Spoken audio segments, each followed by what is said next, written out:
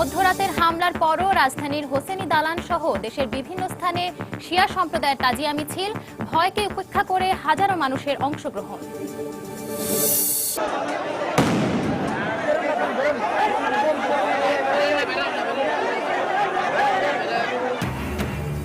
রাজধানীর পুরান ঢাকায় হোসেনি দালানে মধ্যরাতে তাজিয়া মিছিলের প্রস্তুতির সময় বিস্ফোরণ, নিহত এক, পুলিশ বলছে শক্তিশালী বোমা।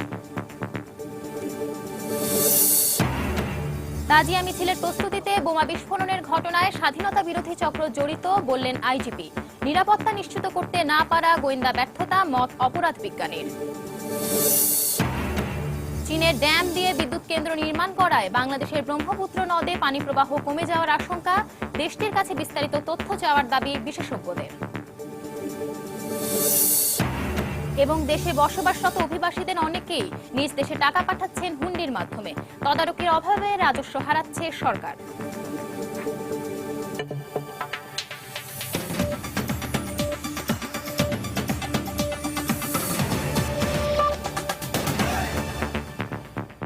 সময় সংবাদের সঙ্গে আছি আমি সঞ্জনা চৌধুরী। গত রাতের বোমা হামলার পরও হাজারো মানুষের স্বতঃস্ফূর্ত অংশগ্রহণে রাজধানীতে বের হয়েছে আশুরার ঐতিহ্যবাহী তাজিয়া মিছিল। প্রতি বছরের মতো এবারও সবচেয়ে বড় মিছিলটি বের হয় রাজধানীর পুরান ঢাকার হোসেনি দালানের ইমামবাড়া থেকে। সকাল 10টায় বের হবার কথা থাকলেও নিরাপত্তা নিশ্চিতের জন্য মিছিলটি 1 ঘন্টা পরে বের হয়। শিয়া সম্প্রদায়ের হাজার হাজার মানুষ এতে অংশ নিয়ে হায় হোসেন হায় হাসান রবে মাতুম করেন। অত্যাচারে ইয়াজিদের বিরুদ্ধে ইমাম হোসেন রাদিয়াল্লাহু তাআলা আনহুর যুদ্ধের স্মৃতি স্মরণে র্যালিতে ছিল সুসজ্জিত ঘোড়া, লাল, সবুজ আর কালো কাপড়ের নিশানা। মিছিলে নবীর দৌহিত্র ইমাম হোসেন রাদিয়াল্লাহু তাআলা আনহুর প্রতি ভালোবাসা প্রকাশ করেন অংশগ্রহণকারীরা। হোসেনি দালান থেকে বের হয়ে নিউ মার্কেট হয়ে মিছিলটি ধানমন্ডি 2-এ গিয়ে শেষ হওয়ার কথা রয়েছে। পুরান ঢাকা ছাড়াও রাজধানীর মোহাম্মদপুর শিয়া মসজিদ থেকেও একটি তাজিয়া মিছিল বের করা হয়।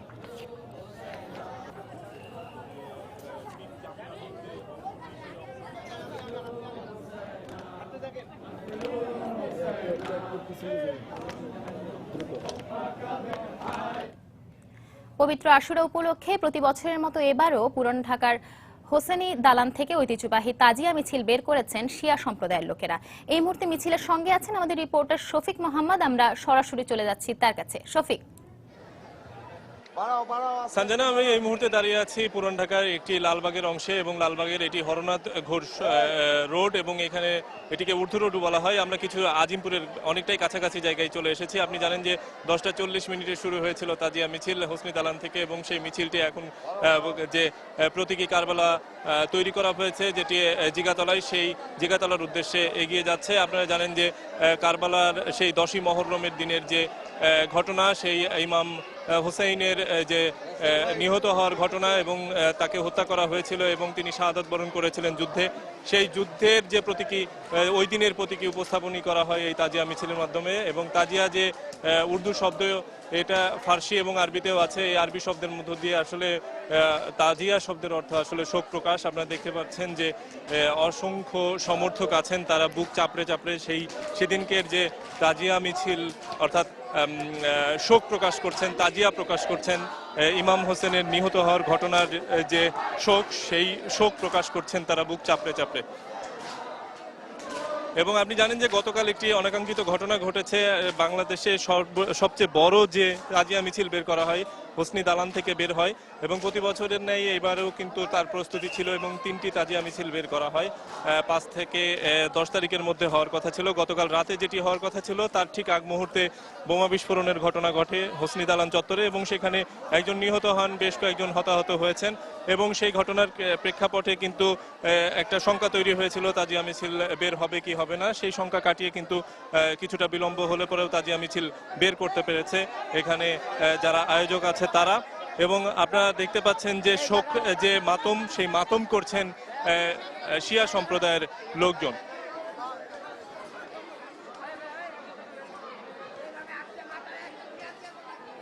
সঞ্জনা, আপনারা দেখতে পাচ্ছেন যে এখানে কিন্তু অনেক বড় একটি মিছিল এবং সেই মিছিলটি প্রায় 2 থেকে 3 কিলোমিটার ব্যাপ্তি হবে এবং তার মাঝামাঝি একটা অংশে আমরা অবস্থান করছি।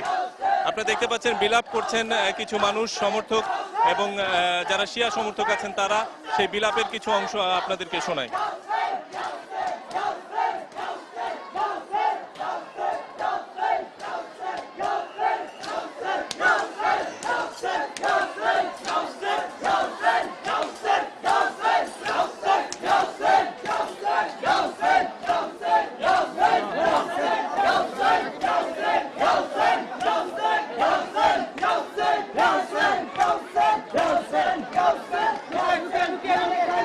আমরা একটু কথা বলার চেষ্টা করি সঞ্জনা, যে আসলে আপনারা এই যে আহ,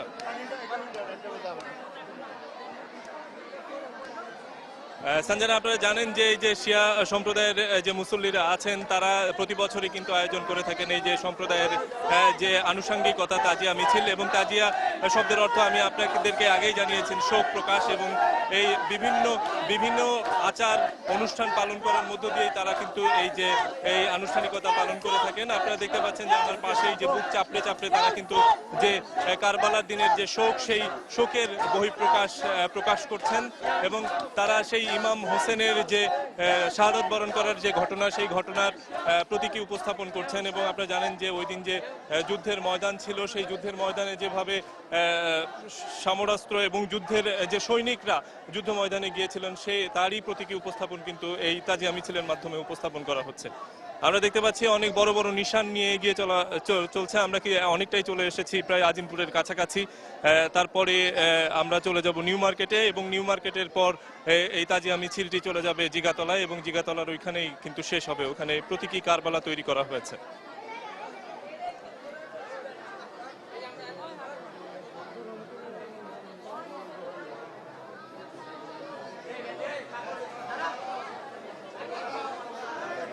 সঞ্জনা, আপনাদেরকে যদি আমি আপনার মাধ্যমে দর্শকদেরকে জানাই যে হোসনি দালানের যে ইতিহাস, এটি প্রায় 400 বছরের পুরনো ইতিহাস, এবং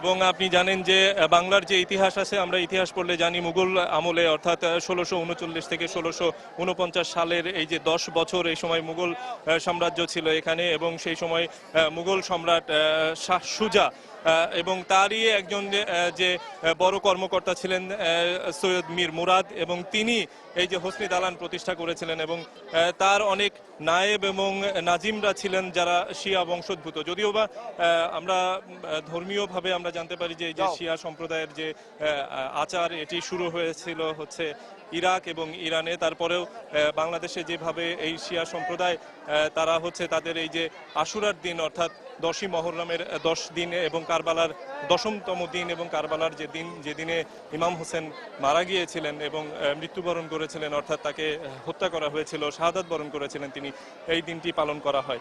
এবং হিজরি 1052 সালে অর্থাৎ হোসনি দালান নির্মাণ করা হয়, যেটি বলা যেতে পারে 1642 সালে। এবং সেই যে হোসনি দালান, সেই 400 বছর ধরে হোসনি দালান থেকে কিন্তু এই যে প্রতি বছর 10 মহররমের দিনে 10ই মহররমের দিনে কিন্তু এই যে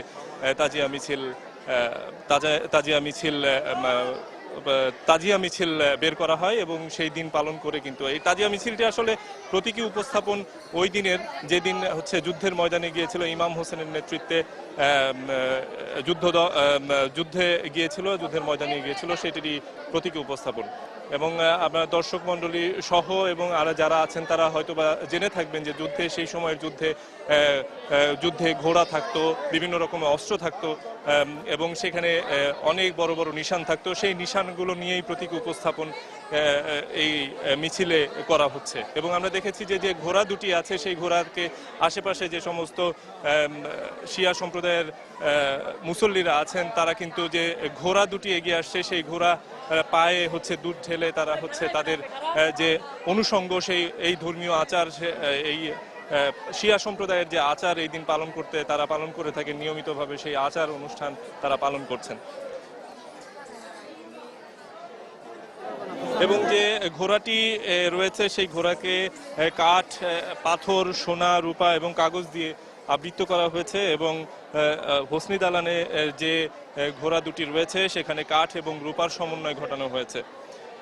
এবং এই যে বুক চাপড়ে চাপড়ে হাই হোসেন করে যে বিলাপ করা হচ্ছে, সেটি হচ্ছে আসলে শোকেরই বহিঃপ্রকাশ। তারা বুক চাপড়ে তারা যে ইমাম হোসেনের যে কষ্ট, সেই কষ্ট অনুধাবন করার চেষ্টা করছেন যারা এখানে শিয়া সম্প্রদায়ের মুসল্লিরা এখানে আছেন।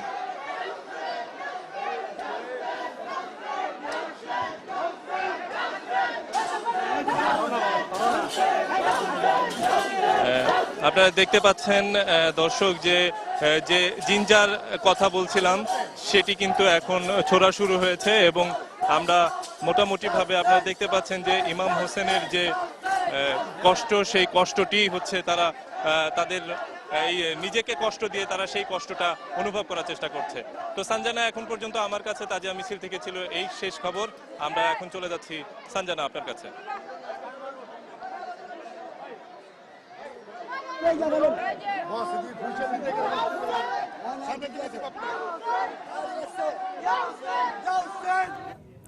দর্শক, পুরান ঢাকার হোসেনি দালাল থেকে বের হওয়া শিয়া সম্প্রদায়ের ঐতিহ্যবাহী তাজিয়া মিছিলের সঙ্গে ছিলেন আমাদের রিপোর্টার শফিক মোহাম্মদ। সেখান থেকে তিনি জানাচ্ছিলেন সবশেষ খবর। রাজধানীর পুরান ঢাকায় হোসেনি দালানে তাজিয়া মিছিলের প্রস্তুতির সময় শক্তিশালী 3টি বোমার বিস্ফোরণে একজন নিহত হয়েছেন, আহত হয়েছেন শিশুসহ শতাধিক। এই ঘটনায় জড়িত সন্দেহে ঘটনাস্থল থেকে একজনকে আটক করেছে পুলিশ। এদিকে ঘটনাস্থল পরিদর্শন শেষে ঢাকা মেট্রোপলিটন পুলিশ কমিশনার সাংবাদিকদের জানান, পরিকল্পিতভাবে নাশকতা সৃষ্টি এই হামলার উদ্দেশ্য। অন্যদিকে এই হামলার তীব্র নিন্দা জানিয়ে জড়িতদের দৃষ্টান্তমূলক শাস্তি দাবি করেছে শিয়া সম্প্রদায়। আফজাল হোসেনের রিপোর্ট। এভাবেই পরপর শক্তিশালী 3টি বোমা বিস্ফোরণে প্রকম্পিত হয় পুরান ঢাকার হোসনি দালানের আঙ্গিনা। মুহূর্তের মধ্যেই ভণ্ডুল হয়ে যায় তাজিয়া মিছিলের সব প্রস্তুতি। দিক বিদিক ছোটাছুটি করতে থাকে নারী শিশু সহ সব বয়সী মানুষ। আত্মচিৎকারে ভারী হয়ে যায় পুরো এলাকা। এ সময় বোমার আঘাতে আহত হন শতাধিক মানুষ। হাসপাতালে নেয়ার পর মারা যান এক কিশোর। এ খবরের মুহূর্তেই শোকের উৎসব পরিণত হয় স্বজন হারানো বিষাদের কান্নায়। পিছনে দুটো পটকা ফুটলো, তো ঘুরে দেখলাম যে দুই চারজন পরে আমরা দৌড়াই, এখানে যখন আসি তখন আরেকটা ফুটলো। মিছিল যখন বের হওয়ার প্রস্তুতি নিচ্ছিল, ঠিক সেই সময় হঠাৎ করে ঠিক আছে এদিকে ভিতর থেকে কয়েকটা বোম এসে পড়লো। আমার 10 বছরের বাচ্চা পড়াশোনা মেডিকেল, সে সুস্থ আছে, কিন্তু আমার ভাই আহত, কিন্তু মেজর ছেলের পাচ্ছি না, মোবাইলও বন্ধ। বোমা বিস্ফোরণের পরপরই পুরো এলাকা নেওয়া হয় আইন শৃঙ্খলা রক্ষাকারী বাহিনীর নিয়ন্ত্রণে। ঘটনাস্থল পরিদর্শনে আসেন আইন শৃঙ্খলা রক্ষাকারী বাহিনীর ঊর্ধ্বতন কর্মকর্তারা। আটক করা হয় একজনকে। এ সময় ডিএমপি কমিশনার জানান, এটি পরিকল্পিত নাশকতা। আর র্যাব বলছে, দেশকে অস্থিতিশীল করতে যারা চান তারা এই হামলা চালিয়েছেন। এটার কোনো জঙ্গি কার্যক্রমের ঘটনা নয়, এখনো পর্যন্ত প্রাথমিক দৃষ্টি আমাদের কাছে মনে হচ্ছে। বরঞ্চ আপনারা দেখেছেন এটা একটা পরিকল্পিত ষড়যন্ত্রমূলক একটা সাবোটেজ বলে মনে হচ্ছে। বিস্ফোরণের ঘটনা যেটা ঘটেছে সেটা আসলে হাতে তৈরি বোমা, যেগুলি আমরা বিভিন্ন সময় বিভিন্ন জায়গা থেকে উদ্ধার করি। সেখানে একটা প্রেসার রিলিজ ছিল এবং 2টা অবিস্ফোরিত বোমা ছিল। আমরা বিষয়টা তদন্ত করে দেখছি। এদিকে বোমা হামলার কারণে রাতে ঐতিহ্যবাহী তাজিয়া মিছিল বের করা না গেলেও তাৎক্ষণিকভাবে হোসেনি দালানের অভ্যন্তরে শোক মিছিল করেন ধর্মপ্রাণ মুসলমানরা। নিন্দা জানান হামলার। বিগত 1400 বছর আগে তো এইরকম একটা হামলা কারবালায় হয়েছে। এক পক্ষ ছিল হোসেনের, এক পক্ষ ছিল ইয়াজিদের। এই ঘৃণার কাজ যারা করেছে, আমরা সবাই যাদের অন্তর রয়েছে, মন রয়েছে, তারা সবাই তাদের প্রতি ঘৃণা জানাবে। একই সাথে শনিবার নির্ধারিত সময়ে পূর্ব ঘোষিত ঐতিহ্যবাহী তাজিয়া মিছিল অনুষ্ঠিত হবে বলে জানায় হোসনি দালান কর্তৃপক্ষ। আফজাল হোসেন, সময় সংবাদ, ঢাকা। পুরান ঢাকায় হোসেনি দালানে বোমা বিস্ফোরণের ঘটনার সঙ্গে স্বাধীনতা বিরোধী চক্রের হাত রয়েছে বলে দাবি করেছেন পুলিশের মহাপরিদর্শক শহীদুল হক। হামলায় আহতদের দেখতে সকালে ঢাকা মেডিকেল কলেজ হাসপাতালে গিয়ে সাংবাদিকদেরকে তিনি একথা জানান। যারা এই দেশের স্থিতিশীলতা চায় না, এদেশের উন্নয়ন চায় না, এদেশের স্বাধীনতা চায় নাই, এই গ্রুপেই একটা চক্র, তারা এই ঘটনা ঘটিয়েছে আমাদের বিশ্বাস। 2 দিন আগে আমাদের একজন এএসআইকে গাবতলীতে হত্যা করা হয়েছে এবং সেই হত্যাকারীর আত্মস্বীকৃত যে তথ্য দিয়েছে আমাদের, সেই তথ্য অনুযায়ী আমরা কামরাগঞ্জ চর থেকে গ্রেপ্তার করলাম, বোমা উদ্ধার করলাম, মানে ককটেল উদ্ধার করলাম। সেই ককটেলের সাথে গতকাল যে ককটেল তা হুবহু মিল আছে। এ ধরনের উৎসবে নিরাপত্তা নিশ্চিত করতে না পারাটা গোয়েন্দা ব্যর্থতা বলে মন্তব্য করেছেন অপরাধ বিজ্ঞানী শেখ হাফিজুর রহমান কার্জন। যখন একটা দেশের ভিতরে একটার পর একটা ঘটনা এরকম ঘটছে এবং সেটা কোনো একটা নির্দিষ্ট গোষ্ঠীকে ইঙ্গিত করা হচ্ছে এবং কখনো কখনো তারা দায়িত্ব স্বীকার করছে, তখন যদি পরপর কয়েকটা ঘটনা ঠেকাতে কিংবা সেটা প্রতিরোধ করতে না পারে, কিংবা যারা করেছে তাদেরকে গ্রেপ্তার করে চিহ্নিত করে বিচারে সোপর্দ করতে না পারে, সেটা কিন্তু আইন শৃঙ্খলা পরিস্থিতির ব্যর্থতাকে ইঙ্গিত করে। বিস্ফোরণের পর আহতদের উদ্ধার করে ঢাকা মেডিকেল কলেজ হাসপাতাল ও মিটফোর্ড হাসপাতালে পাঠানো হয়। মধ্যরাতে হঠাৎ করে এত রোগীর চাপ সামাল দিতে হিমশিম খেতে হয় কর্তব্যরত চিকিৎসকদের। যদিও পরবর্তীতে চিকিৎসক, নার্স আর স্বেচ্ছাসেবকদের ঐকান্তিক চেষ্টায় চাপ সামাল দিয়ে চিকিৎসা দেয়া হয় আহতদের। বিস্ফোরণের পরপরই আহত শতাধিক নারী পুরুষকে আনা হয় ঢাকা মেডিকেল ও মিটফোর্ড হাসপাতালে। মধ্যরাতে এত রোগীর চাপ সামাল দিতে কর্তব্যরত চিকিৎসকদের সাথে যোগ দিতে রাতেই ঢাকা মেডিকেলে ছুটে আসেন অন্যান্য চিকিৎসকরা। আমি অফ ডিউটিতে ছিলাম, ইমার্জেন্সিতে আমাদের ম্যাডাম ফোন করে ডিরেক্টর স্যার ইনফর্ম এই ব্যাপারটাতে আমাদের 3 থেকে 4টা এক্সট্রা ইমার্জেন্সি টিম ভিতরে কাজ করছে। গুরুতর আহত অনেকের জন্যই রক্ত প্রয়োজন হলে প্রাথমিকভাবে সন্ধানী থেকে রক্ত সরবরাহ করা হয়। পরবর্তীতে গণমাধ্যমে প্রচারিত সংবাদ দেখে অনেকেই ঢাকা মেডিকেলে ছুটে যান রক্ত দিতে। সময় টিভিতে দেখেছি তাই আমি এবার প্রথম দেব। এটাই আমাকে ডক্টর বলছেন ব্লাড অ্যাপ্রক্সিমেটলি 25 থেকে 30 ইউনিটের মতো লাগতে পারে। কিছু কলেজ থেকেও আসছে এবং আমাদের শিয়া মাযহাবে যারা আছে মোহাম্মদপুর থেকে চলে আসছেন এবং এখানে হোসেন দালানে যারা আছেন তারাও তো রক্তদান করার জন্য এখানে প্রস্তুতি নিয়ে নিচ্ছি আমরা। তবে অধিকাংশ আহতদের অবস্থা শঙ্কামুক্ত বলে জানান হাসপাতালের উপপরিচালক। একজন স্পট ডেড ছিলেন, মানে ব্রড ডেড অবস্থায় এখানে নিয়ে আসা হয়েছে, আর বাকিদেরকে প্রপার ট্রিটমেন্ট দেওয়া হচ্ছে। ট্রিটমেন্টের কোনো অসুবিধা হচ্ছে না। আমাদের হাসপাতাল থেকে পর্যাপ্ত পরিমাণে ওষুধ, স্যালাইন সাপ্লাই আছে। যারা এখানে চিকিৎসাধীন আছে তাদের অবস্থা ভালোই আছে। প্রাথমিক চিকিৎসা দেওয়ার পর আহতরা হাসপাতাল ছেড়ে গেলেও 9 জন এখনো ভর্তি রয়েছেন। এদের মধ্যে একজনের অবস্থা আশঙ্কাজনক হওয়ায় তাকে সিসিইউতে রাখা হয়েছে। তানিন মেহেদি, সময় সংবাদ, ঢাকা। ইয়ারলাং নদীতে ড্যাম তৈরি করে চীনে বিদ্যুৎ কেন্দ্র নির্মাণের ঘটনায় বাংলাদেশের ব্রহ্মপুত্র নদে পানি প্রবাহ কমে যাওয়ার আশঙ্কা রয়েছে। বিশেষজ্ঞরা বলছেন, এ প্রকল্পে চীন যদি বিদ্যুৎ উৎপাদন না করে শুধু পানিও সরিয়ে নেয়, সেক্ষেত্রে আগামী শীত মৌসুমে বাংলাদেশে পানি প্রবাহ 70% কমে যাবে। এ অবস্থায় দেশটির কাছে এ বিষয়ে বিস্তারিত তথ্য চাওয়ার দাবি বিশেষজ্ঞদের। পররাষ্ট্র মন্ত্রণালয় বলছে, চীনের প্রকল্পটি খতিয়ে দেখছে সরকার। এসান জুয়েলের রিপোর্ট। ইয়ারলাং নদীর এই অংশে ড্যামের মাধ্যমে চীন নির্মাণ করছে বিশ্বের সবচেয়ে বড় জাংমু জলবিদ্যুৎ কেন্দ্র। এই কেন্দ্রের 6টি ইউনিটে উৎপাদিত বিদ্যুৎ গত 13 অক্টোবর থেকে যুক্ত করা হয়েছে দেশটির জাতীয় গ্রিডের সাথে। ইয়ারলাং নদী ভারত হয়ে বাংলাদেশে ব্রহ্মপুত্র নদে এসে মিশেছে, তাই প্রকল্প থেকে পানি সরিয়ে নেওয়ার আশঙ্কা ভারতের। সরকারি পর্যায়ে তারা উদ্বেগের কথাও জানিয়েছে, যদিও বাংলাদেশের পররাষ্ট্র মন্ত্রণালয় বলছে এখন পর্যন্ত উদ্বেগের কিছু নেই। চীনে কিন্তু বিদ্যুৎ কেন্দ্র তৈরি হয়ে বিদ্যুৎ সরবরাহ শুরু হয়ে গেছে। এটার প্রভাব পড়বে, কিন্তু পড়ে যাওয়ারই তো কথা অলরেডি। কিন্তু এবছরের নদী প্রবাহ ব্রহ্মপুত্রের এবং তার সাথে মূল নদীর আশেপাশে যেসব শাখা নদী আছে, আমাদের কাছে পানি সম্পদ মন্ত্রণালয় বা কেউ এই ধরনের কোনো কমপ্লেন কিন্তু রেজ করেনি। রিপোর্ট যেহেতু এসছে, আমরা এটা খতিয়ে দেখব। তবে পানি সম্পদ বিশেষজ্ঞরা বলছেন, চীনের প্রকৃত উদ্দেশ্য জানতে হবে, কারণ তারা পানি প্রত্যাহার করলে বড় বিপর্যয়ের মুখোমুখি হবে বাংলাদেশ। ব্রহ্মপুত্র থেকে শুকনো মৌসুমে বাংলাদেশের প্রায় 70% পানি এটার থেকে। এটা যদি কোনোভাবে কমে যায়, তাহলে মেঘনার মোহনাতে লবণাক্ততা তীব্রভাবে বাড়বে। ড্যাম তৈরি হলে ড্যামের পানিটা কিভাবে নিয়ন্ত্রিত হচ্ছে, এটাই হচ্ছে মুখ্য জিনিস। চীন এখন পর্যন্ত বলছে প্রত্যাহার করবে না, বাট সঠিক তথ্যটা জানা দরকার। বিষয়টি সুরাহার জন্য প্রয়োজনে বাংলাদেশ, ভারত, চীন এবং ভুটানকে নিয়ে যৌথ নদী কমিশন গঠন করা যেতে পারে বলে মত বিশেষজ্ঞদের। নদীর পুরো পানি সরিয়ে নিয়ে গেছে। এহসান জুয়েল, সময় সংবাদ, ঢাকা।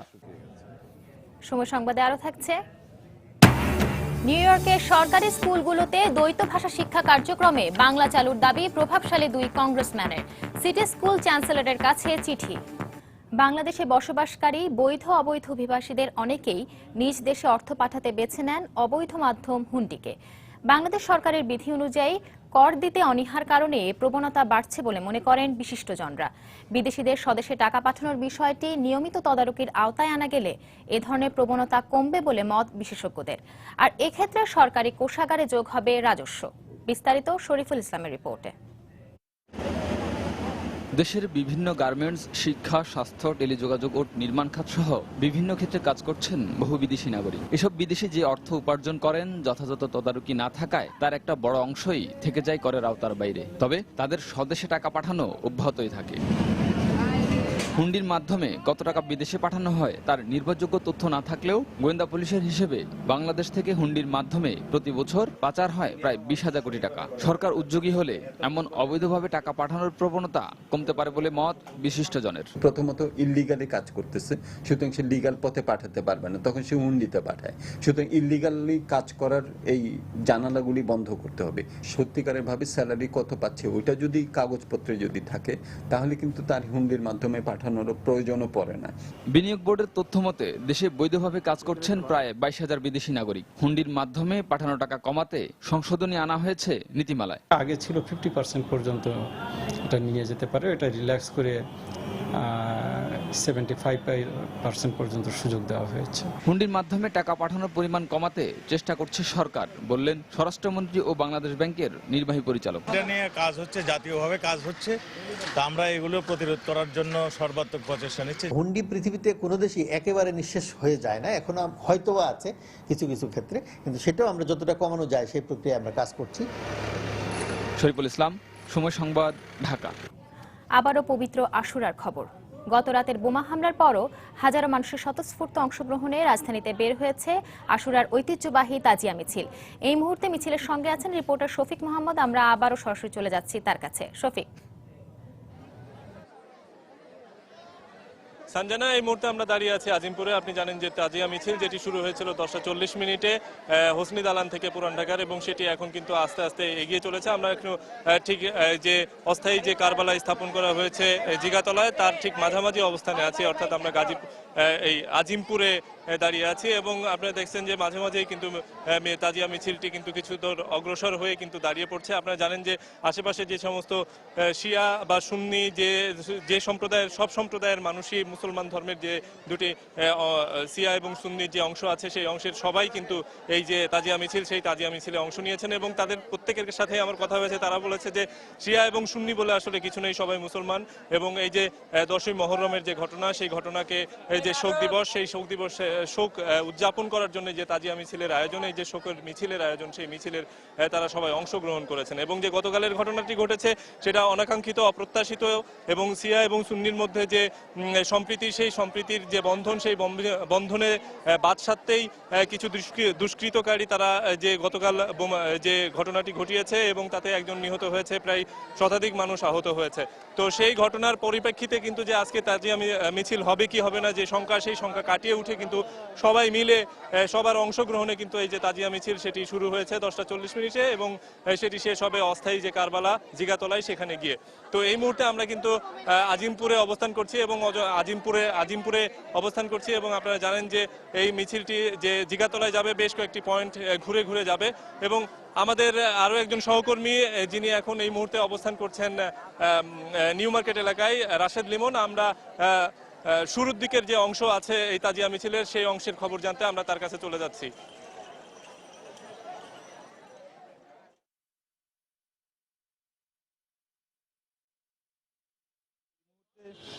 আজিমপুর মোড় ক্রস করে, এই যে নীলক্ষেত মোড় ক্রস করে নিউ মার্কেট থেকে এইদিকে আসতেছে।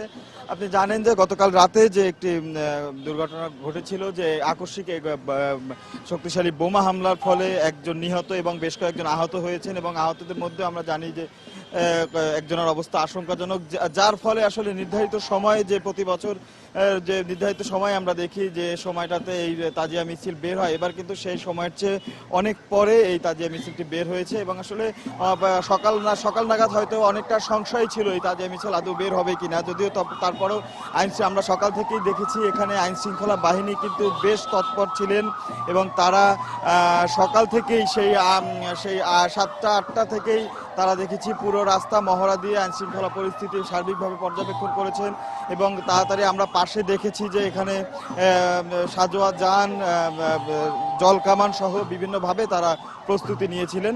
তবে সার্বিকভাবে একটু দেরিতে হলেও আসলে এখন পর্যন্ত তাজিয়া মিছিলটি যে হসনি দালান থেকে বের হয়েছে, বের হওয়ার পর থেকে এখন পর্যন্ত কিন্তু আমরা তেমন কোনো তারা বের হওয়ার পরে কিন্তু তারা পুরান ঢাকার বিভিন্ন অলিগলি প্রদক্ষিণ করে এই রাস্তায় এসেছে এবং এখন পর্যন্ত সবকিছু আসলে সুষ্ঠুভাবে এবং স্বাভাবিকভাবেই হচ্ছে। যদিও আগের বরাবরের মতো আগের কয়েক বছরের তুলনায় আসলে এই এত বড় একটি দুর্ঘটনা ঘটার পরে আমরা দেখছি যে লোক সমাগম কিছুটা কম, কিন্তু তারপরও মহরমে যারা বিশেষ করে মুসলমানদের মধ্যে যারা শিয়া সম্প্রদায় রয়েছে তারাই এই আশুরার এই দিনটি উদযাপন করে থাকেন এভাবে, এবং তারা কিন্তু তাদের সেই যে শোক মিছিল, এই শোক মিছিল কিন্তু করে যাচ্ছেন। এই মিছিলে আসলে মূল বিষয় হচ্ছে তারা তাজিয়া নিয়ে তাজিয়া মিছিল করে। আসলে একটু যদি আমি বিস্তারিত বলি সেক্ষেত্রে এই তাজিয়া শব্দটি এসেছে আরবি শব্দ থেকে এবং এটা যদিও ফার্সি ভাষায় ব্যবহার করা হয়। তাজিয়া শব্দ অর্থ আছে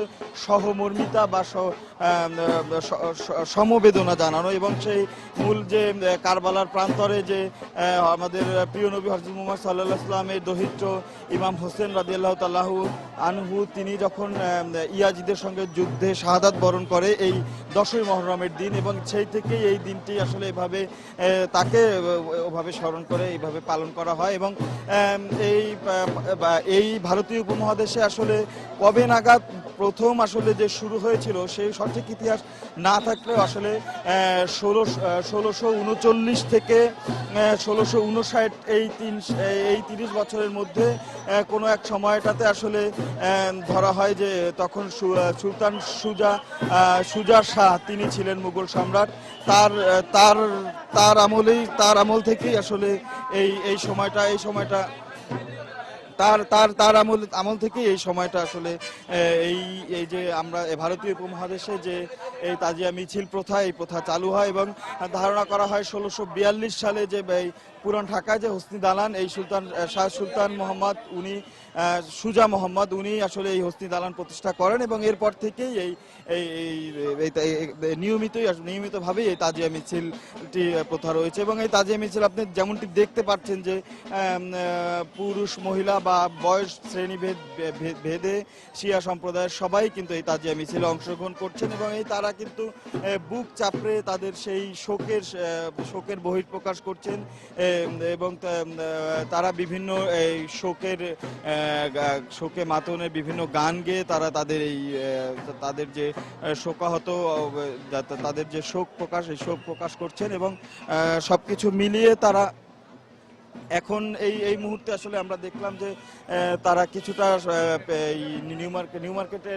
নিউ মার্কেটের এরিয়া কিছুটা পেরিয়ে গেছে, এবং তারা কিন্তু আসলে আমি যেমনটি বলছিলাম যে এই দিনে যখন ইমাম হোসেন রাদিয়াল্লাহু তাআলা আনহু আসলে ইয়াজিদের সঙ্গে যুদ্ধে পরাজিত হয়ে শাহাদাত বরণ করেন, তারা সেই দিনটিকে স্মরণীয় করে রাখতেই তারা কিন্তু যে এই শোককে আসলে তাদের মতো করে এই শোককে তারা প্রকাশ করছেন। এবং এই মুহূর্তে এই নিউ মার্কেট এলাকা, আমি আসলে নিউ মার্কেট ওভারব্রিজের উপর অবস্থান করছি, এবং নিউ মার্কেট ওভারব্রিজ এলাকা তারা এই মুহূর্তে প্রদক্ষিণ করছেন, এবং তারা কিন্তু সেই বুক চাপড়ে তাদের যে শোকের বহিঃপ্রকাশ, এটা কিন্তু তারা বুক চাপড়ে তাদের এই যে শোকের বহিঃপ্রকাশ করছেন।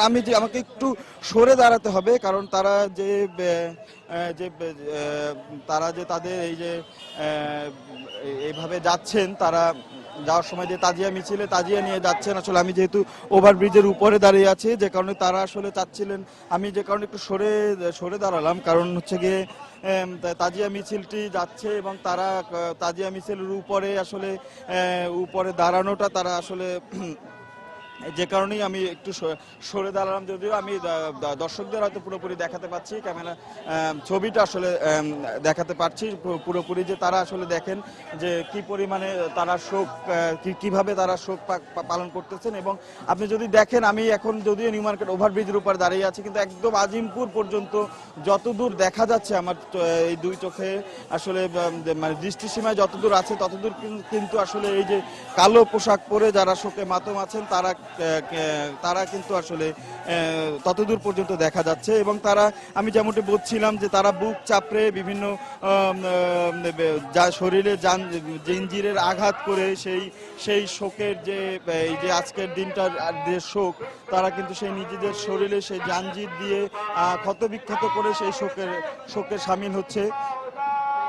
যদিও এই বিষয়টি আসলে এই বিষয়টি নিয়ে বিভিন্ন ধরনের বিতর্ক রয়েছে, তবে আমি আসলে এই ধরনের আসলে এখন যে তাদের অবস্থান বা তারা এখন কি করছে সেটাই আসলে বর্ণনা করার চেষ্টা করছি।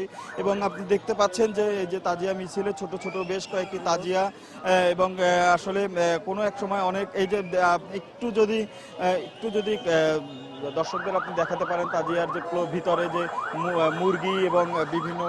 মুরগি এবং কবুতর বসানো আছে, আসলে এই প্রথাটাও চালু হয়েছে সেই মুঘল আমল থেকেই। 1600 যেমনটি বলছিলাম 1650-এর দিকে তখন যখন তাজিয়া মিছিল বের হতো তখন কিন্তু আসলে এখন আমরা মূলত দেখি যে যেমনটি দেখি যে মহররম মাসের এই 10 তারিখটাই আসলে এইভাবে উদযাপন করা হয়, কিন্তু আসলে মুঘল আমলে আমরা যতদূর জেনেছি ইতিহাস থেকে আসলে তখন কিন্তু এই তাজিয়া এই পুরো এই আশুরাটা পালন করা হতো আসলে যে মহররম মাসের 1 থেকে 10 তারিখ পর্যন্ত এবং তখনই পুরো এলাকা পুরো মহল্লা আসলে এইভাবে ঘুরে ঘুরে তারা এইভাবে উদযাপন করতে এবং তাদের এই উদযাপনের সময় কিন্তু আমরা যদি দেখতাম আমরা যতটুকু জানতে পেরেছি যে তারা বিভিন্ন পাখি যেমন মুরগি কবুতর এগুলো আসলে সেই তাজিয়ার গায়ে ছুঁড়ে মারতেন, আসলে সেই মানে এক প্রকার কোরবানি বা উৎসর্গ করা সেই প্রাণীটিকে এই তাজিয়ার উদ্দেশ্যে। এগুলো যার শোকেরই তাদের এই শোকেরই বহিঃপ্রকাশ। তবে ধীরে ধীরে কালের বিবর্তনে এগুলো অনেকখানি কমে আসলেও এখন যেমনটি আমরা দেখি যে যদিও আমরা দেখি যেমনটি দেখে আসছিলাম যে শুধুমাত্র মহররম মাসের শুরু থেকে তখন থেকে হোসনি দালানে কিন্তু মহররম মাসের প্রথম দিন থেকেই আসলে তারা তাদের এই শোকের প্রস্তুতি করেন, তবে মূল পর্বটি কেবল একদিনই এই মহররম মাসের 10 তারিখই। আমি যদি আবারও মিছিলে যেমনটি দেখতেছিলেন যে কঠোর নিরাপত্তা ব্যবস্থা চালু করেছে, আপনি যদি দেখেন আমরা কিন্তু এর আগে প্রতি বছরই আসলে এই ধরনের পরিস্থিতির মুখোমুখি আসলে কখনো হতে হয়নি, যে কারণে আমরা এবার দেখছি যে সোয়াট টিমও কিন্তু রয়েছে, যে বিশেষ যে আমাদের নিরাপত্তা বাহিনীর বিশেষ টিম রয়েছে সোয়াটকেও কিন্তু আমরা দেখতে পাচ্ছি আজকে তারা কিন্তু এখানে রয়েছেন। এবং একটু যদি ক্যামেরা ক্লোজ করে আমি একটু দেখাতে পারি যে ক্যামেরাটি জুম করে যে তারা সোয়াট টিমটা তারা কিন্তু আসলে এই মাঝখানেই রয়েছে এবং মাঝে মাঝে কিন্তু আমরা দেখেছি যে একটু মিছিলের পরেই কিন্তু আবার নিরাপত্তা রক্ষী বাহিনী রয়েছে, আবার কিছু দূর গিয়ে কিছুক্ষণ পরে বাদে আবার নিরাপত্তা রক্ষী বাহিনী। আর মোট কথা বলতে গেলে যে কঠোর নিরাপত্তা বেষ্টনীর মধ্যে দিয়েই আসলে এই মিছিল এবারের এই যে শোক মিছিলটি এগিয়ে যাচ্ছে এবং সেক্ষেত্রে আমরা কিন্তু সকাল থেকেই শুধু এখন যে মিছিলই রয়েছে তারা আপনি যদি দেখেন একটু যদি দেখান সোয়াট টিমটাকে, যে সোয়াট টিম তারা কিন্তু আসলে বেশ আমরা কিন্তু সচরাচর দেখি না তাদেরকেও গতকালকের ঘটনার পরে তাদেরকে এই আইন শৃঙ্খলা পরিস্থিতি নিয়ন্ত্রণে রাখতে তাদেরকেও আনা হয়েছে। পাশাপাশি আপনি যদি দেখেন আমাদের নিরাপত্তা রক্ষাকারী পুলিশ ল্যাব তারা তো কাজ করছেই, এবং সবকিছু মিলিয়ে সকাল থেকে এখন পর্যন্ত এইখানে যে ধরনের পরিস্থিতি সে ধরনের আসলে অত বড় একটি ঘটনার পরে স্বাভাবিকভাবে একটু শঙ্কা ছিল আর কোনো ধরনের কোনো অপ্রীতিকর পরিস্থিতি হয় কিনা, বাট সে ধরনের কোনো কিছু হয়নি, কারণ আইন শৃঙ্খলা বাহিনী আমরা দেখেছি আসলেই যে তারা খুব তৎপর রয়েছে। পাশাপাশি আশেপাশে যে আপনি তারা যে এই আজিমপুর নিউ মার্কেট সহ আশেপাশের সুউচ্চ ভবনগুলো যে রয়েছে সেখানেও কিন্তু আমরা দেখেছি পুলিশ কঠোরভাবে অবস্থান করছে এবং তারা কিন্তু যথেষ্ট সচেষ্ট রয়েছে। তারপর আপনি একটু যদি মিছিলের দিকে তাকায়, মিছিলটা আপনি দেখতে পারেন যে তাজিয়া মিছিলে এই যে ওই যে পতাকাগুলোর দিকে যদি একটু ধরেন যে তারা বিভিন্ন রঙের হোসনি দালান থেকে যে তখন তারা বের হয়েছে নানান ঢঙের মানে যে এই যে পতাকা নিয়ে তারা আসলে বের হয়েছে বিভিন্ন কালারের, এবং পাশাপাশি তাদের কাছে যে সেই ইমাম হোসেনকে স্মরণ করে তার এই দিনে তার শোক প্রকাশ করে তারা কিন্তু আসলে বিভিন্ন ব্যানারও সেই কালবারার শোকে মাতম হোসনি দালাল ইমামবাড়ার পক্ষ থেকে যে মিছিলটি বেরিয়েছে। এছাড়াও কিন্তু এই রাজধানীতে শুধু রাজধানী ঢাকায় আমরা কিন্তু যেমনটি রাজধানী ঢাকায় আমরা যেমনটি দেখছি, শুধুমাত্র যে এই হোসনি দালান থেকে যে বের হয় ব্যাপারটা কিন্তু তা না। রাজধানী কিন্তু আরো বিভিন্ন এলাকা থেকে এই যে শোক মিছিলটি বের হয়, এবং এর মধ্যে মোহাম্মদপুর, মিরপুর, মগবাজার এবং পুরান ঢাকায় আরো বিভিন্ন বেশ কয়েকটি মাধ্যমে আসলে এই বের হয়, এই মিছিলটি বের হয়। এবং প্রতি বছরের নয়, এবারও আমরা দেখছি। এবং এছাড়া কিন্তু ঢাকার বাহির থেকেও কিন্তু আসলে বিভিন্ন জেলা থেকে, আমি যতদূর জানি রাজশাহী, খুলনা, যশোর এবং আরো বিভিন্ন এলাকা থেকে কিন্তু ইয়ার পাশাপাশি আমি আরেকটি বিষয় যদি আমি একটু তথ্য দিই, যেমন এই হোসনি দালাল আমি যেমনটি বলছিলাম যে হোসনি দালাল বাংলাদেশে এই যে হোসনি দালাল যেমনটি প্রতিষ্ঠা হয়েছে 1642 সাল নাগাদ, কিন্তু এই হোসনি দালালই কিন্তু আসলে প্রথম হোসনি দালাল না এই বাংলাদেশে। যতদূর জানা যায় 1608 সালে মির্জা নাথান, যিনি 1608 সালে ইসলাম খান চিশতির সাথে মুঘল নৌবহরের সেনাপতি নিযুক্ত হয়ে বাংলাদেশে এসেছিলেন। ফরাজগঞ্জের উল্টোগঞ্জ থেকে প্রথম তাজিয়া মিছিল তিনিই আসলে শুরু করেন এই বাংলা। এবং তখন কিন্তু আসলে আজিমপুর দায়রা শরীফে পুকুরে এখন যেমন আজকে যেমন এই যে আমরা জানি যে এখান থেকে গিয়ে জিগাতলা ধানমন্ডি লেকে আসলে গিয়ে এটাকে বিসর্জন দেওয়া হবে, কিন্তু তখন কিন্তু আজিমপুর দরগা শরীফ পুকুরে আসলে এই বিসর্জন দেওয়া হয়। এবং পুকুরটি ভরাট হয়ে গেলে পাকিস্তান আমলে আজিমপুর সরকারি কোয়ার্টার যে পুকুর আছে সেই পুকুরে কিন্তু আসলে এই তাজিয়া ডোবানো হতো। তারপরে মাওলানা বক্স মেমোরিয়াল ট্রাস্টের চেয়ারম্যান ও ঢাকা কেন্দ্রের সভাপতি আজিম বক্স আসলে তারা আসলে তার পক্ষ থেকে এই তথ্যগুলো জানানো হয়েছে। এবং এই যে হোসনি দালান ও ফলাসগঞ্জ বিবিকা রেজওয়ানা থেকে তাজিয়া মিছিল আগ থেকে এই যে শুধুমাত্র এখন যে আমি যেমনটি বলছিলাম যে কেবলমাত্র এই যে মুহররমের 10 তারিখই বের হয়, তখন কিন্তু আসলে পুরো 10 দিন ব্যাপী আসলে ওই 10 দিন ব্যাপী আসলে অনুষ্ঠান চলতো। এবং এই অনুষ্ঠানে আসলে এই শোক, তার বিভিন্ন শোক গাথা এবং শোকে মাতম নিয়ে আসলে মানুষ প্রখর রোদ বৃষ্টি উপেক্ষা করে আসলে এই শোক র্যালিতে অংশ নেন। এবং এছাড়া এই যে তারা এই সিন্নি প্রথাও আসলে এক সময় চালু ছিল, যে তারা সিন্নি খিচুড়ি এসব বিলি করতে। এবং পাশাপাশি যেমন দেখছিলাম আমি যে যে একবার দেখিয়েছিলাম যে তারা মুরগি কবুতর ছুঁড়ে মারছেন।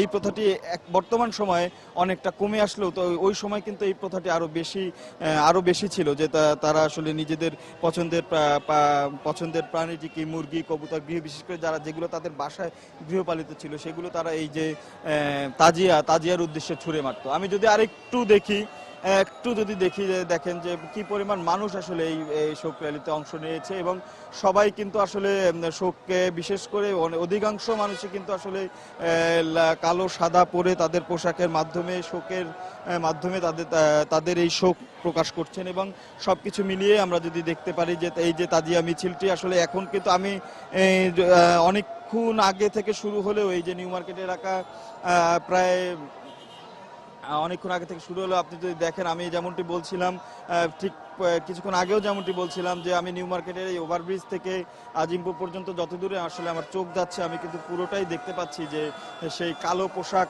আর এই তাজিয়ার কালো পোশাক ছাড়া আসলে এভাবে আর এই বিভিন্ন এই নিশান ছাড়া আর কিন্তু কিছু দেখা যাচ্ছে না। এই এখনো ঠিক একই অবস্থা, এই ছাড়া কিছু দেখা যাচ্ছে না। তো কাজেই ধারণা করা হচ্ছে যে আসলে মিছিলটি আসলে অনেক বড়ই হচ্ছে। যদিও আপনি আবারও বলছিলাম যে যদিও গতকালকে রাতে শক্তিশালী বেশ কয়েকটি বোমা হামলার ফলে আমরা যদি জানতে পেরেছি একজন নিহত হয়েছেন এবং বেশ কয়েকজন আহত হয়েছেন, এবং আহতদের মধ্যে একজনের অবস্থা কিন্তু খুব আশঙ্কাজনক।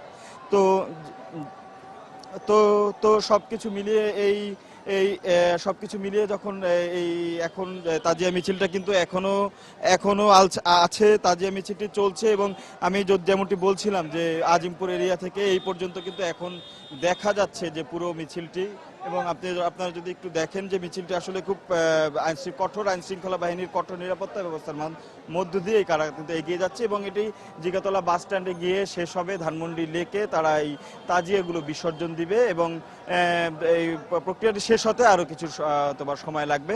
তো এই নিউ মার্কেট এলাকা থেকে এই ছিল আমার কাছে এখনকার মতো সর্বশেষ। রাজধানীর নিউ মার্কেট এলাকা থেকে তাজিয়া মিছিলের খবর জানাচ্ছিলেন রিপোর্টার রাশেদ লিমন। তার আগে আজিমপুর এলাকা থেকে আমাদের সঙ্গে যোগ দিয়েছিলেন রিপোর্টার শফিক মোহাম্মদ। এই ছিল এখনকার মতো। যে কোনো খবর পেতে ভিজিট করুন সময়নিউজ.tv। যে কোনো বাংলা লিংক রবিও সিটিসেল নম্বর থেকে সময় সংবাদের খবর অনুষ্ঠান সম্পর্কে জানতে এবং যে কোনো তথ্য সময় সংবাদকে জানাতে ডায়াল করুন 16242 নম্বরে। এছাড়া এই মাত্র পাওয়া খবর আপনার মোবাইলে পেতে SMS করুন *SN লিখে পাঠিয়ে দিন 16242 নম্বরে। সঙ্গেই থাকুন সময়।